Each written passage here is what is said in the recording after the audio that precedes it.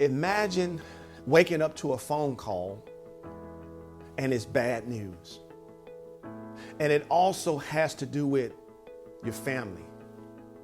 Your heart sinks, your stomach is in a knot, you feel helpless, and at some point, you even feel hopeless.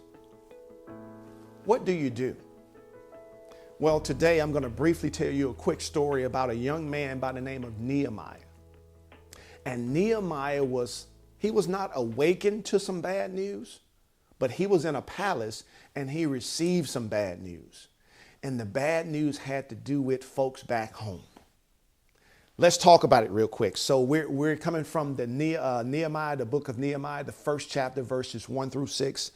And we'll just briefly read. So I want you to get the tone of what was happening and what did Nehemiah hear.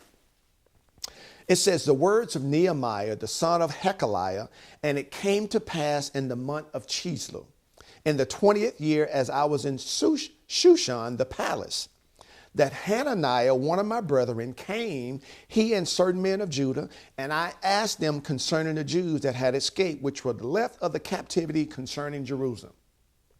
Nehemiah was interested in trying to figure out, how are these folks doing? They're the remnant, they're the ones that are left over.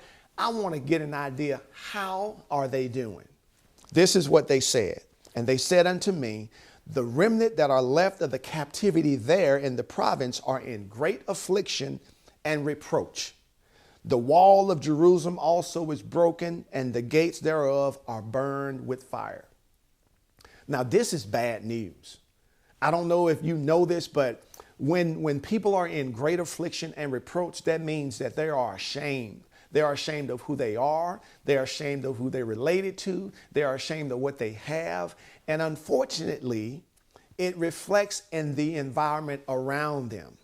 What did it say about the environment around them? The wall of Jerusalem is broken down, and the gates are burned with fire. Now, I want you to recognize this now. So the walls and the gates, those were a representation of how the people felt. People felt like their lives was just torn down. And you know what? The gates represented protection. So I want you to think about this. Sometimes, even in our life, how we dress and how we interact with people, that's also a reflection of how we feel about ourselves. You know, as an entrepreneur, I work with so many different organizations and so many different leaders, and sometimes they struggle. And what do they struggle with? Well, they struggle with trying to see the best in people. They struggle with trying to give people opportunities. They struggle with trying to help people with resources. And they don't recognize that sometimes the people that they're trying to help, they are struggling with some things outside of work. They're struggling with some things that's internal. But Nehemiah received this bad news, and what did he do? The first thing that he did, it said, and when it came to pass, when I heard these words, I sat down and I wept and I mourned certain days and fasted and prayed before the God of heaven. That's what we need to learn how to do whenever we receive bad news. What did he do? He wept, he mourned, he fasted, and he prayed. He wept, he mourned, he fasted, and he prayed. Why did he do these things? Because this is the thing that we have to learn how to do. He did these things because he was trying to exchange his perspective with God's perspective. And so I'm telling you, if you and I, if we're going to make bad news, good news in our life, we're going to have to learn how to exchange our perspective with God's perspective. How did Nehemiah do it? He mourned, he wept, mourned, fasted, and he prayed. So that's what we need to learn how to do for each other. If you're a manager out there, you're a leader out there, and you're supervising people, and you see they're struggling, they're struggling with the instructions, they're struggling with the assignments, they're struggling with the task. Hey, weep, mourn, fast, and pray for them. That's what they need. We need to learn how to exchange our perspective for God's perspective, and sometimes our perspective for the perspective of other people. That's what Nehemiah did. If you're an entrepreneur and you have clients, and some of your clients are struggling, they're coming to you because you have the solution.